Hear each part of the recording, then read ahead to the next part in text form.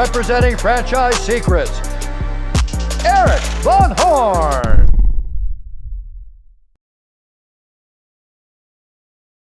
Welcome to the Franchise Secrets podcast with your host, Eric Van Horn. And today's very special guest is Gino Wickman. He's the guy that wrote the book Traction, Rocket Fuel, and others in that entrepreneurial operating system category. We're using that at Mighty Dog Roofing and at Horsepower Brands. And I love the fact that he wrote that book. He has a new book out called The Entrepreneurial Leap. And I think it'll be a fascinating conversation for franchisees, would-be franchisees, and how that entrepreneurial leap goes into franchising and just general entrepreneurship in general. So Gino, welcome to the show. Thank you so much, Eric. I'm thrilled to be here, and I look forward to helping a bunch of people today.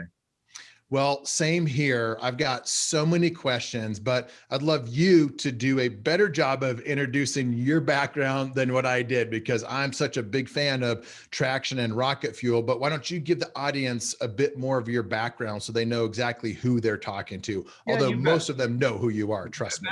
Yeah, so I'll do the fastest version I can, but just starting with, at 18 years old, I was an entrepreneur in the making, a mislabeled derelict. I had no idea what I was until 29, but I did not go to college. I was done with academia after high school, barely graduated with a 2.3 GPA, and I just wanted to go to work. And so my friends went off to college. I went to work. I wanted to go make money, and found my way into the family business after a bunch of endeavors, taking over a family business in need of a turnaround, was able to turn it around in 3 years, ran it for 7 years. We successfully sold it. During that experience and helping my visionary entrepreneur dad, turn his company around, there were three of us that owned it, third, and a third. When we sold it, I then moved on to pursue my passion, my gift, and that's helping entrepreneurs get everything they want out of their businesses. And so roughly 21, 22 years ago, I took the leap to help entrepreneurs. Over a 5-year period, I created EOS after helping about 50 companies and doing 500 sessions, decided to put that all in a book called Traction so that the whole world could have access to that content, and then decided to leverage it by building a team of EOS implementers. I found a great partner in Don Tinney. The organization, Shoot Forward in Time, we have 425 EOS implementers all over the world now. We sold that business 3 years ago, so I still own 12.5%. I still own all the books. I'm still the EOS guy, but now I'm shifting my energy, and 50% of my working time is now on a passion project I call Entrepreneurial Leap. It's a book, and it's all about helping entrepreneurs in the making realize what they are and become more successful and take their entrepreneurial leaps. And so the idea is to make an impact on 1 million entrepreneurs in the making in the next 10 years. So how young do you, when you think about helping young entrepreneurs, how young is too young? And I say that because I have 3 daughters.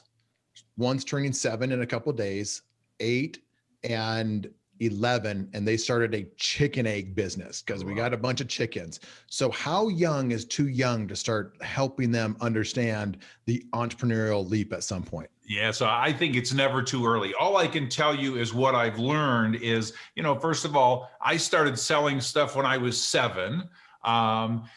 What I hear is age 13 is the age that they understand this book and beyond. But I heard of a 9-year-old that read it and made sense. So I beg you, have your 7 and 8-year-old read it to see if it translates. Please be my litmus test and then let me know if they understand it. So I don't know the age, but I think as early as possible when they're showing signs, because the other data point that comes to mind is one of my clients, and I write about him in the book, but he, at age 6, not only started a lemonade stand, he franchised his lemonade stand and had his friends on every corner, and he would get a percentage of everything that they sold at 6.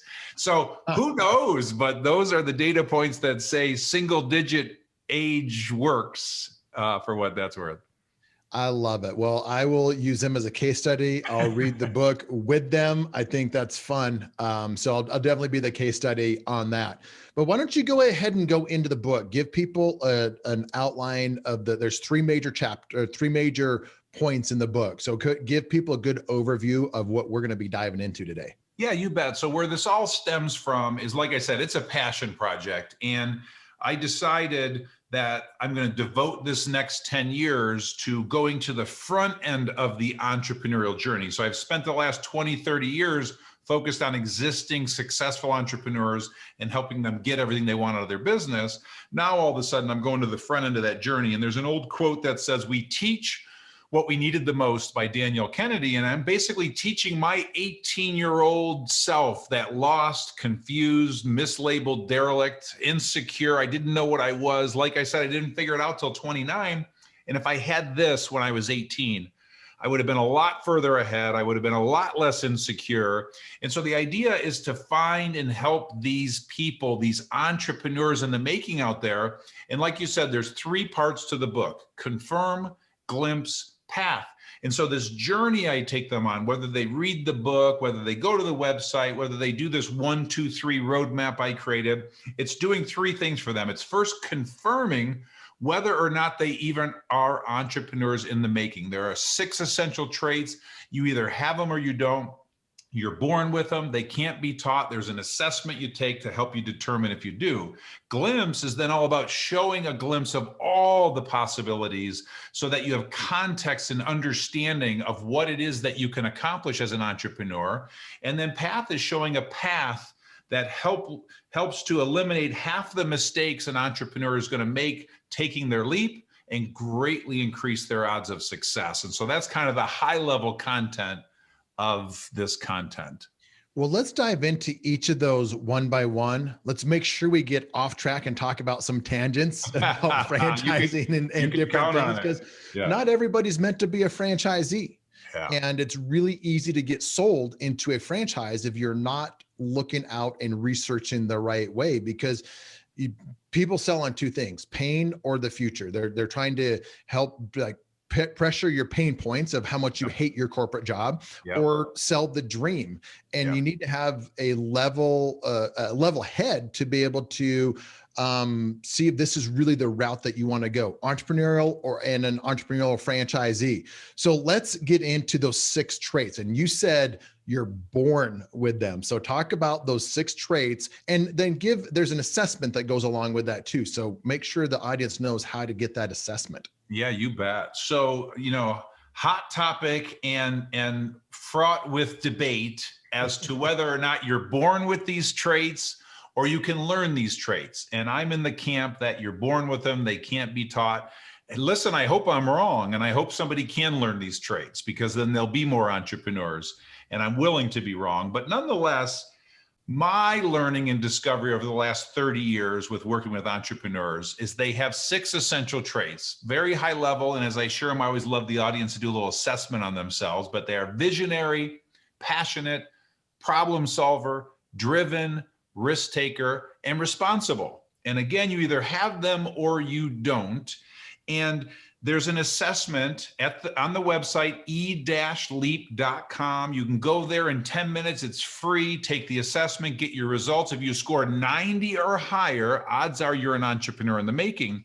But I want to complete the story because I am so excited about this podcast because of your franchise focus. And there's something that I've been saying and preaching for the last 3 years with this book and content, and you're going to help validate it for me, or, confirm or deny if I'm right or wrong. So in confirm, once I teach all of this to you in that confirm step, and you take the assessment and you confirm that you are or you aren't, I teach something called the entrepreneurial range. Okay. And this entrepreneurial range evolved out of my brain in a passionate debate with a college professor of entrepreneurship in a Starbucks. Okay. But it was really enlightening. And I saw this clearly. And the point is this: if you picture in your mind this range, this arc, if you will, and on the left side of that arc, you see the word self-employed. And on the right side of that arc, you see the words true entrepreneur.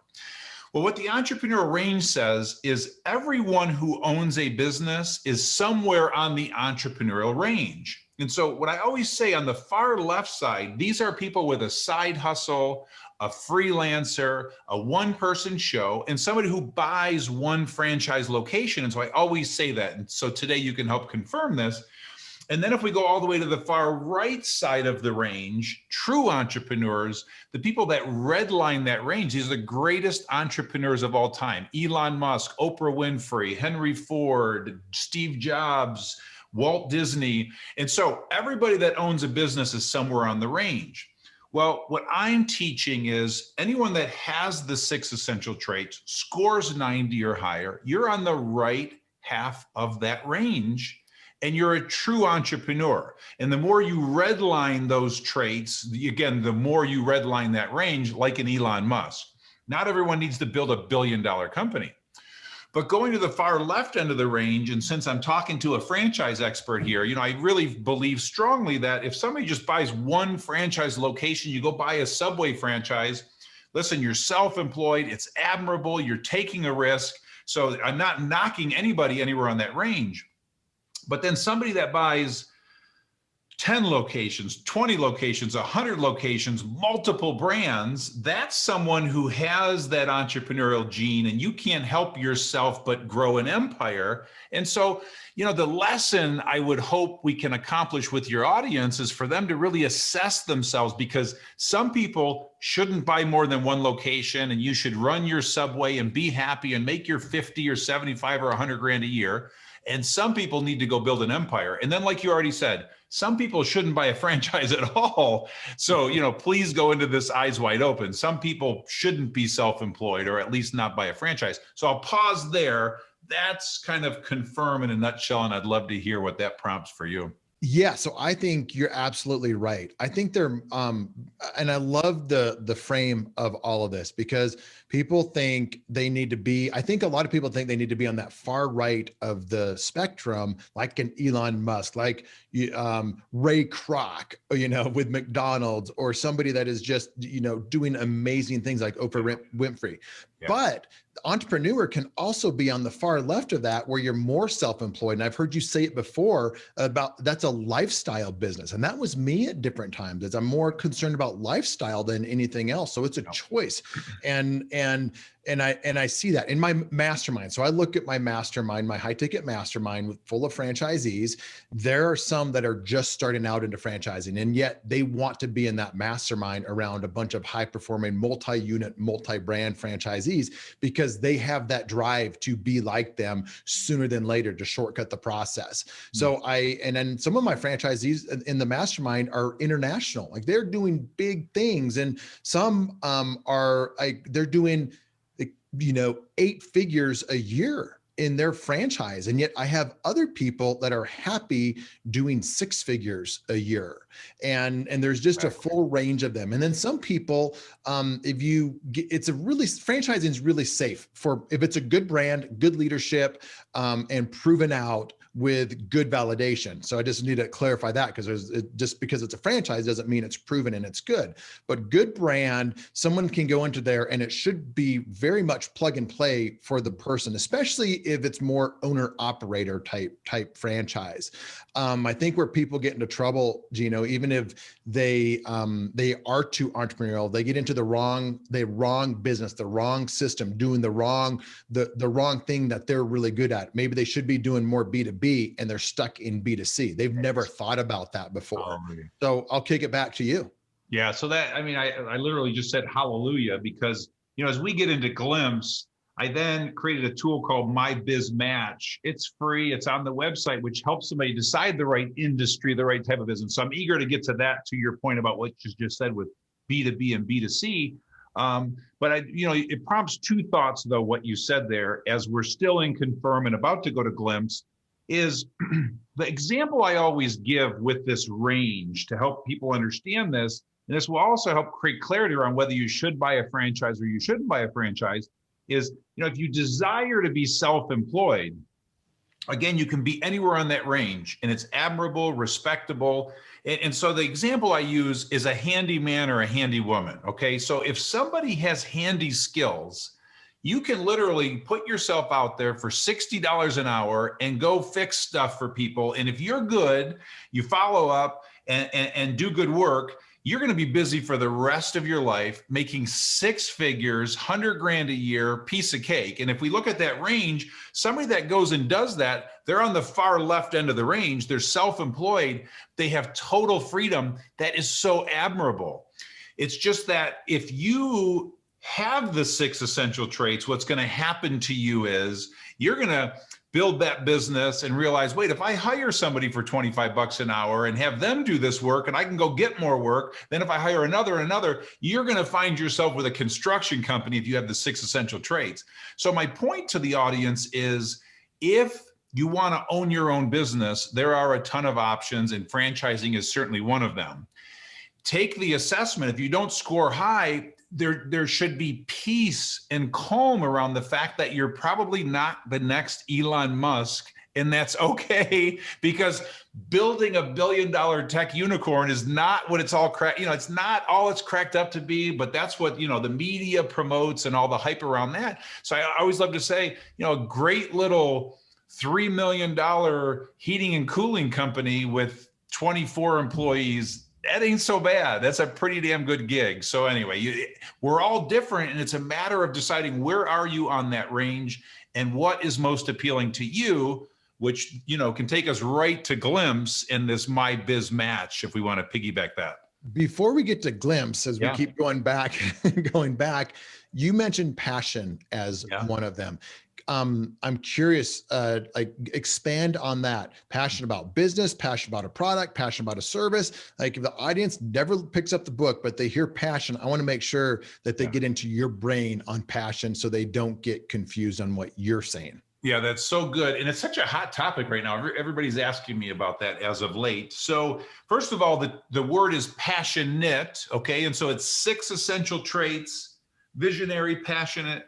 So it's number 2, and it's passionate. And so the trait is that you are a passionate person, and you are incredibly passionate about the things you're interested in. Okay. And then I want to bridge something, because we're not going there yet. But when we get to path, I write an entire chapter on how to discover your passion. Okay. And I give 7 exercises for doing that. And so I don't want to cross those two, because it's a trait to be passionate. You have met many dispassionate people that don't have this trait, okay? And many passionate people that do. Passion is about you deciding, what you're passionate about. And you said it, because the confusion that's out there, and what I hear as this question is asked of me, is people are thinking, and everyone's thinking, that to build a great business, you have to be passionate about your product or service, which that's not at all what we're talking about. It's passion for something.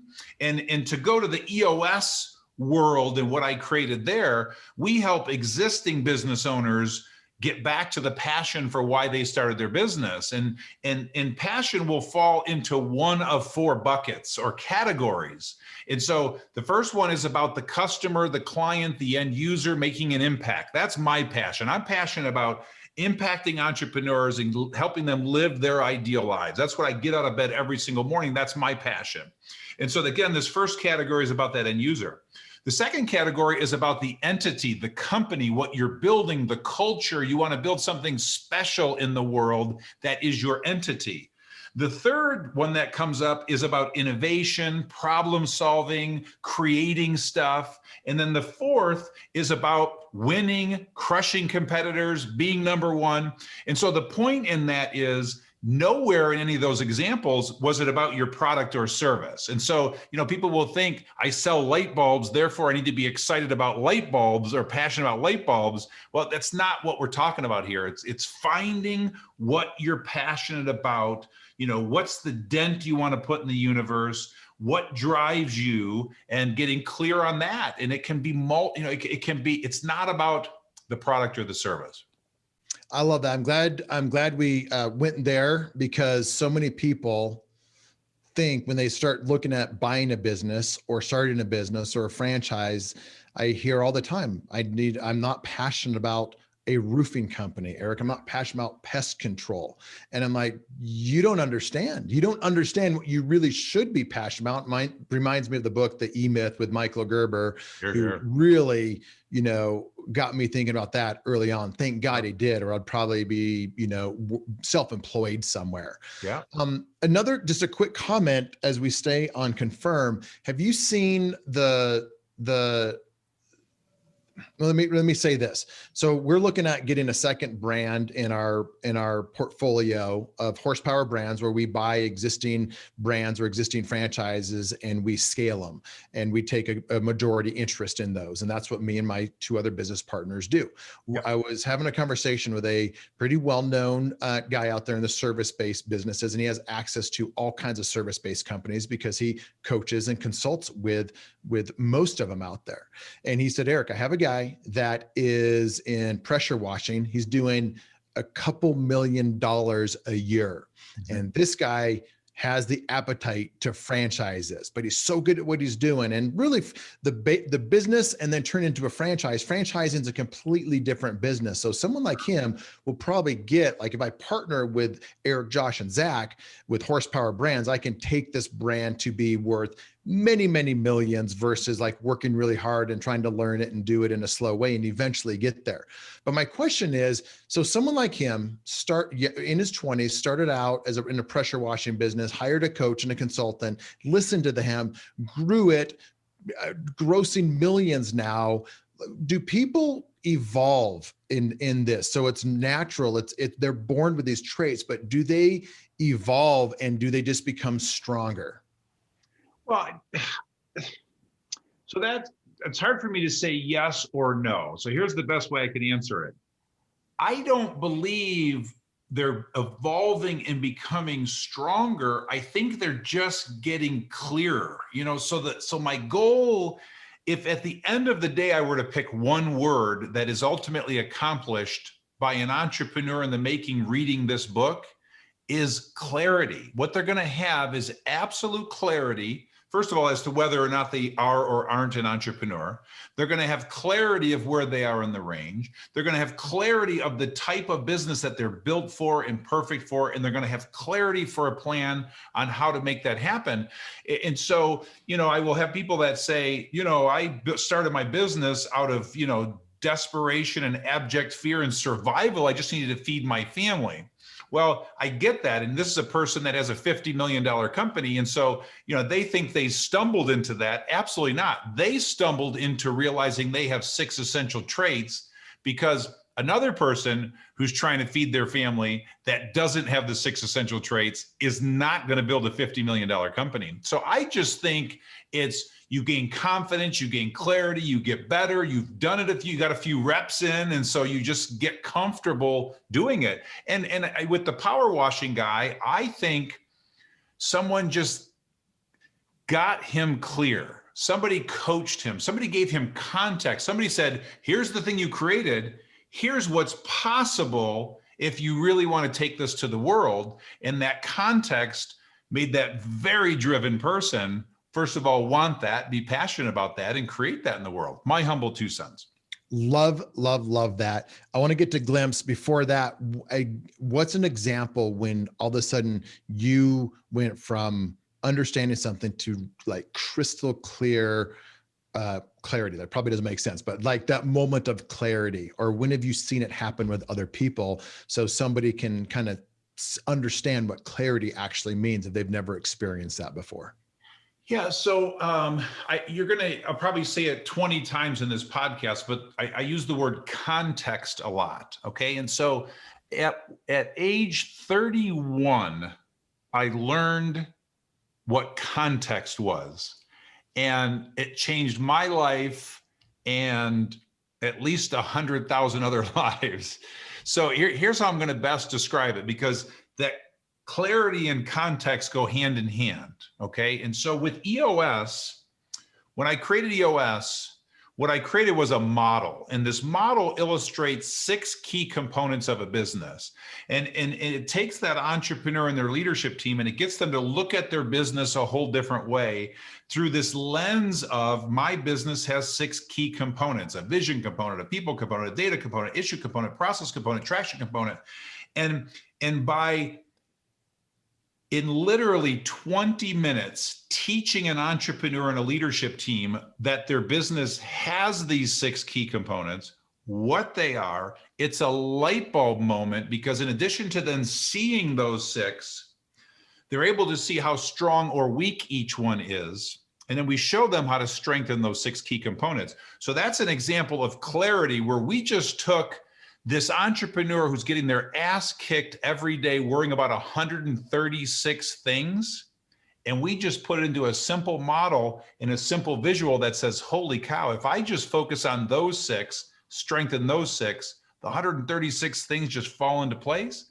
That's an example of clarity, context, and their brains never go back once they're introduced to that model, because it's so simple. So that would be one example. Well, you're missional driven right now. And so I want to just let you know what we're doing at our franchise, because I think you'll be proud of, just another entrepreneur implementing what you created. So at the corporate level, we implement traction. And then we are also doing that with every one of our franchisees. We are implementing the traction process with them and showing them how to run their business using traction. Nice. And we're going to have 10 companies doing $1 billion in revenue with hundreds of franchisees doing the same thing. So I think that's just kind of a cool thing, kind of full circle. So, and then hopefully franchisees listening to this will understand, give them some clarity on what they're doing, but also dig into traction, because if you want to experience that clarity that Gino was just talking about, get rocket fuel and get traction, and then, reach out to me to learn some more stuff on what we're actually doing with it. So I just wanted to share that with you. I appreciate that. That means a lot. It makes my day. That's awesome. So Glimpse, we could talk, or I could talk to you for hours, but we don't have hours. Glimpse, let's dive into Glimpse. For sure. Yeah. So pulling it all together, so now you've confirmed you're an entrepreneur in the making, or not. And it's okay if you're not. We just saved you 10 years of sheer hell. Okay. So assuming you are, we take you to Glimpse. And what I do in Glimpse is I show you the future and all that is possible and all of your options. And somebody who has those 6 essential traits, it's going to light them up and they're ready to run. And then when we go to Path, we'll talk about showing a path to greatly increase their odds of success. But in Glimpse, what I do is, first of all, I show them a day in the life of an entrepreneur, both heaven and hell. Okay. So the good scenario and the bad scenario. So it's not only heaven, it's just heaven. Unfortunately for most, it's hell, but I show the 8 critical mistakes to avoid so that you're living the heaven scenario. I then share countless stories of entrepreneurs who were where you were and what they built. And then the third thing I do, and I shared this a minute ago, is introduce them to a tool called My Biz Match. And I want to drill down on this just a little bit so that your audience can make the right decision for themselves. And my aha here is, you have to decide as an entrepreneur what you're built for, what you're drawn to. We're all meant for a certain type of business. And so when I say type, here are the categories. And in My Biz Match, again, it's free, available on the website, e-leap.com. You go, you click a bunch of buttons and out pops your perfect business. And so this will help you zero in on the right franchise for you, or if you decide franchising isn't right, what business you're going to go start or buy potentially. So what happens is it starts with industries, and there are literally hundreds of industries to choose from. And so you'll see all those industries, you choose which one is right for you or which ones you think you're drawn to.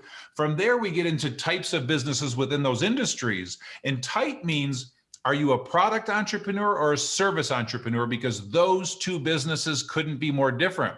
I have utter disdain for products. They make me nervous. Inventory gives me the heebie-jeebies. I'm a service guy. So I've got lots of product clients, but it's not for me. So you got to decide, are you a product or are you a service? Next, you have to decide, are you B2B or are you B2C? Because those types of sales, that type of marketing, they are worlds apart. And so I'm a B2B guy. I love selling to CEOs. That's what I'm really good at. And then there's pricing, high price, low volume, low price, high volume, commodity based. What are you drawn to there? And then within that, size is next, because size is about how big of a company do you want to build. There's some of us that should never have more than 10 employees, never more than 50, never more than 100. You should never build something more than a $2 million business, but some should be building a $1 billion business. The point in all of that is the world is being sold that becoming a tech unicorn billionaire is the only entrepreneurial option or the best option. It's just not true. It's not all it's cracked up to be. So you, as the entrepreneur, need to decide, what are you built for? What are you drawn to? And literally 20 minutes of filling that tool out, maybe as little as 10, you'll have an answer or a lot more clarity. And again, that will help you choose the right franchise or what business you want to start. How, when you don't just ask the question, do you like business to business or do you like business to consumer necessarily? How do you get into somebody's head so they can, share with you what's going on in their mind so you can bring that clarity to them on business to business or business to consumer? Yeah, and what I do is I just simply teach what both are in the book. So you could literally write a book twice as thick just on B2B and B2C businesses, product and service. So I don't go that deep into it, because what I'm doing is I'm just creating the awareness and understanding that there are two types of businesses, so that the person can go out there and start to play and practice and learn and decide what's right for them. So I don't go really deep into teaching each one, because with all due respect, it's low gain. Right now, it's about creating awareness that says, do I like selling intangibles and providing services, or do I like to sell products? And I give countless examples of product businesses, service businesses. So I go pretty deep to give lots of examples, but I don't teach all of the dynamics, because that would take a whole book. Yeah, and I think people they would just get buried in the weeds with that. So, but you're giving examples, and that's how a lot of people can see that, and they have these they understand it, and they can answer the question with understanding versus just what they think. And I think that's the point of that. All these questions you will be able to answer with understanding, because you've have a level of education and examples, so you can so it's not just a random question that you just click yes or no. Exactly. And the reality, though, is with what I teach, once you understand the context that there are B2B businesses, B2C businesses, all of a sudden your brain can't unknow that, and you're going to see it everywhere. And like an example is, and I put it in the book, is a dear friend of mine. He loves having customers. I love having clients. So my thing is, I like to work with a small group of people, intimate relations, client relationships. He loves having thousands of customers. And I'm like, ugh, I have utter disdain for that. I want to be able to touch and feel and see their eyeballs. You can't do that with 10,000 customers. But I can do that with 50 clients. And so again, you just start to learn, and the books you read, you'll start to see, oh, that's B2B. Oh, that's B2C. And so it's all about awareness. It's not a light bulb that you're an expert in a day. It's a journey, and you keep getting clearer, clearer, and clearer every day that goes by, once I create this context for your brain. So here's an example that we use in franchise whenever I would help people understand, to open up their mind so they can answer questions with context.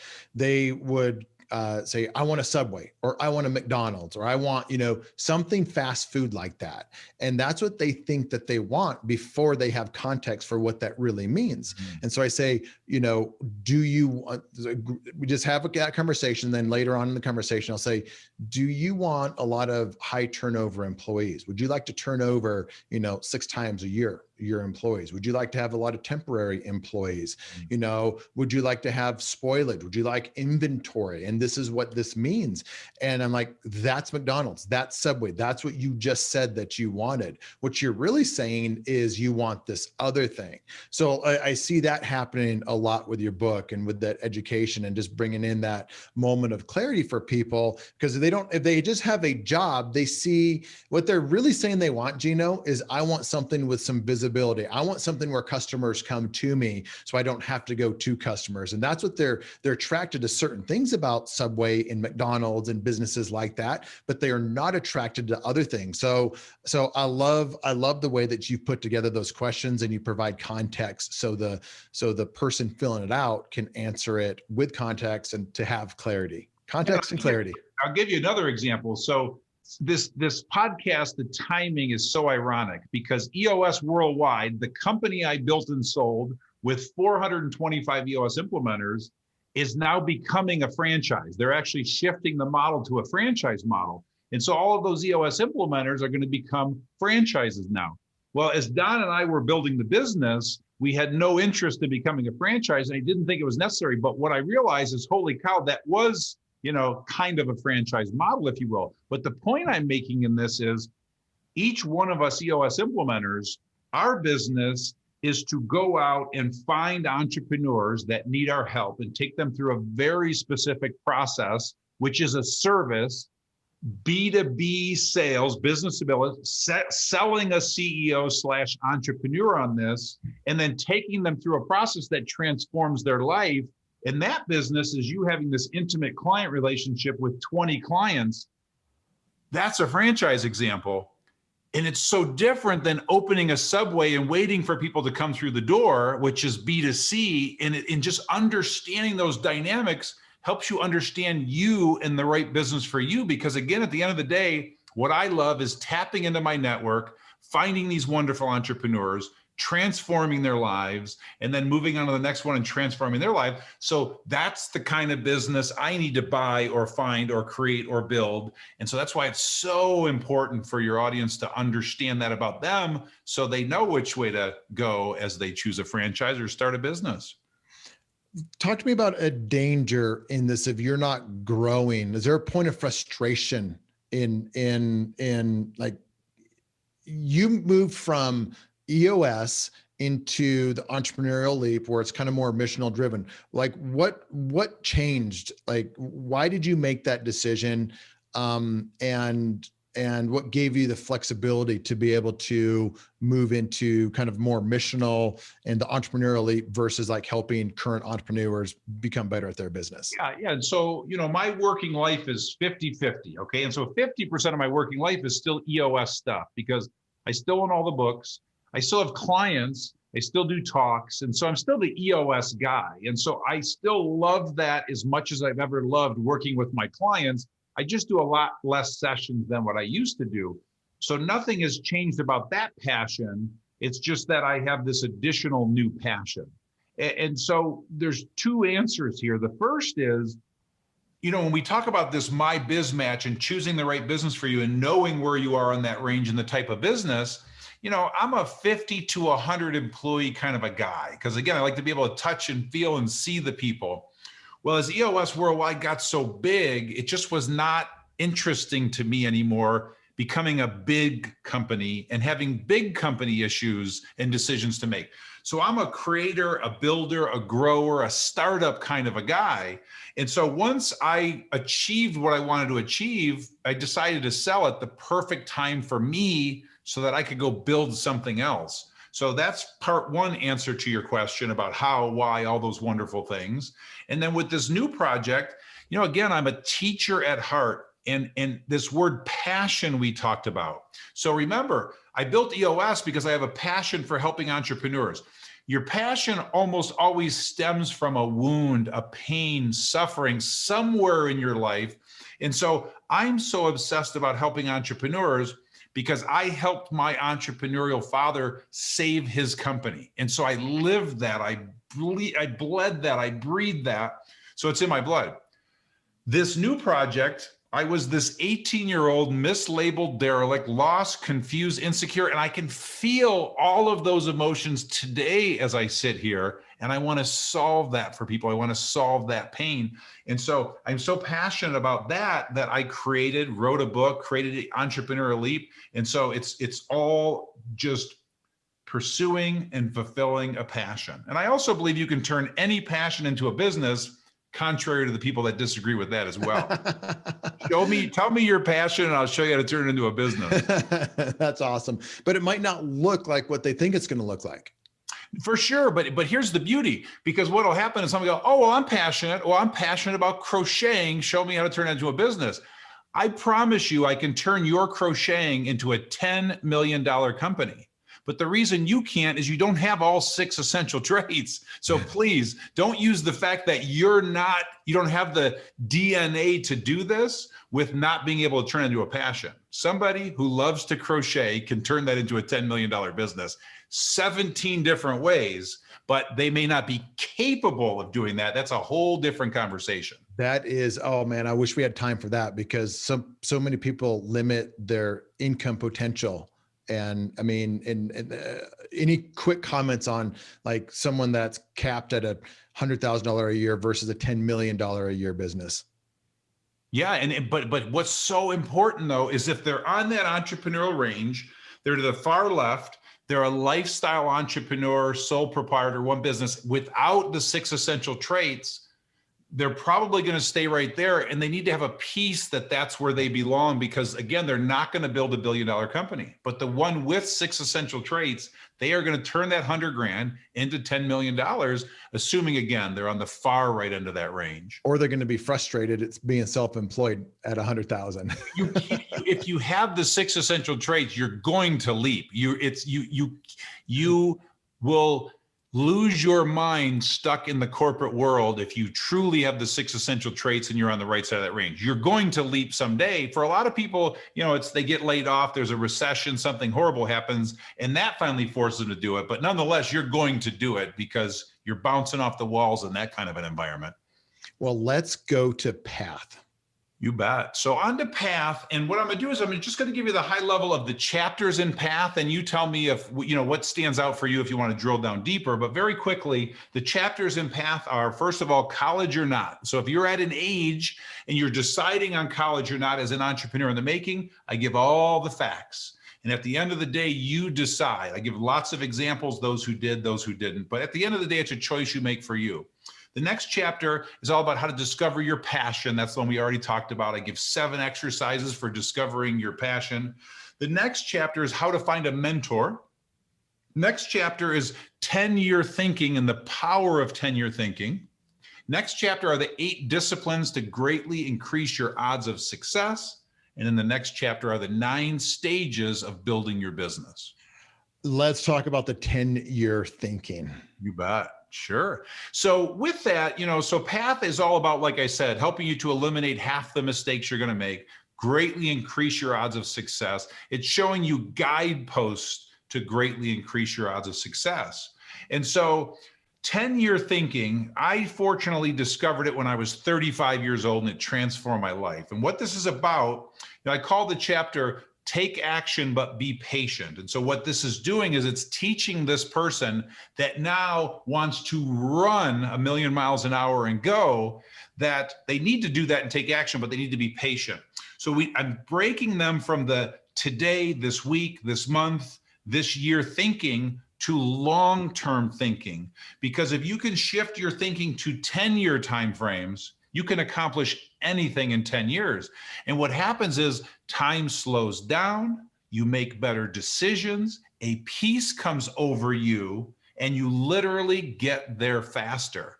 A great Bill Gates quote is, people overestimate what they can accomplish in a year, but they underestimate what they can accomplish in 10 years. So there's so much you can accomplish in 10 years if you'll just slow yourself down and think in those timeframes.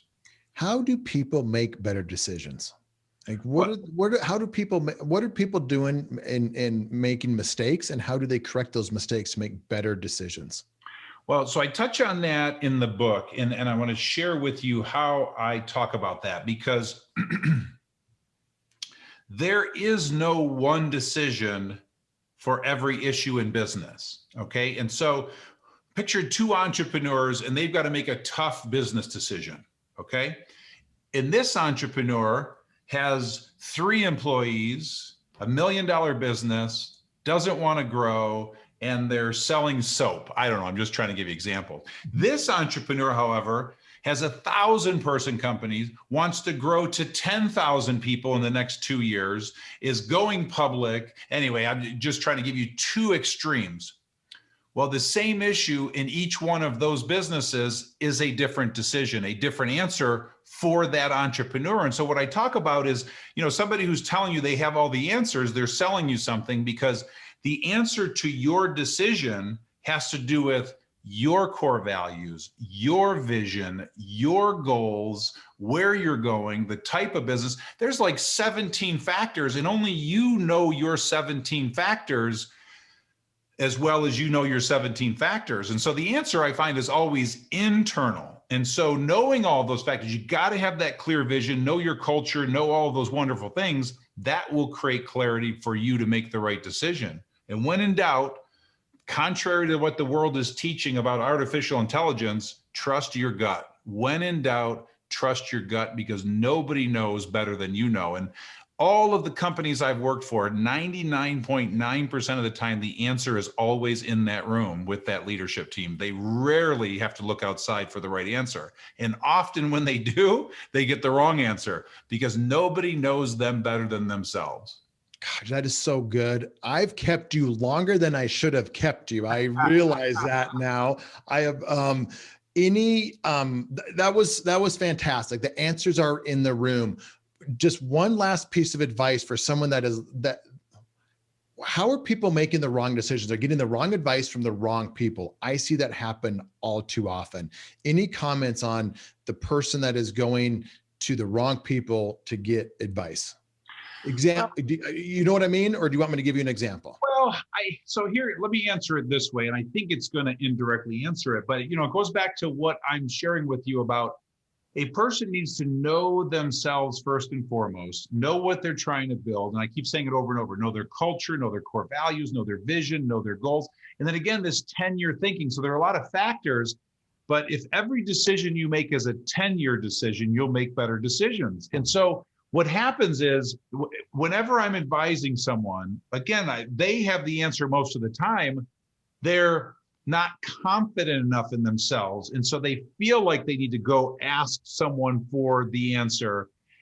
So it's hard for me to talk about who's the wrong person to ask, because some people ask their significant other, their mom, their dad, their brother, their neighbor, their best friend. And those are some of the worst people to ask the advice of. Sometimes the best, most of the time the worst. So I just, again, the answer is usually inside, but then here's where it gets tricky, because a great mentor will have great answers for you. Not all the great answers. At the end of the day, you got to decide. Masterminds like you have, you get great answers in masterminds.